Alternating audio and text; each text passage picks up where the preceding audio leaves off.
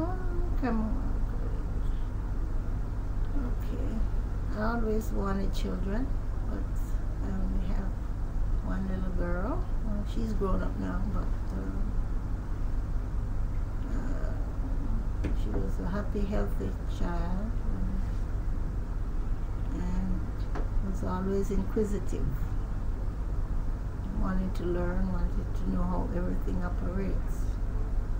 And she was happy to go to preschool, and then when she graduated from kindergarten, she said, "Mom, now that I graduated from kindergarten, I'm going straight to college." I find that very funny. I didn't know where that came from, but I was really ecstatic to know she was thinking about college at was 5 years old, 4.5, I think.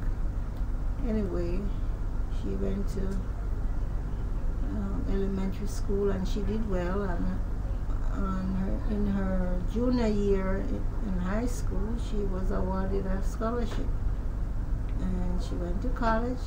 She graduated with honors, and she still has further to go. She's planning to go further. She's a music major, but that's my baby's story.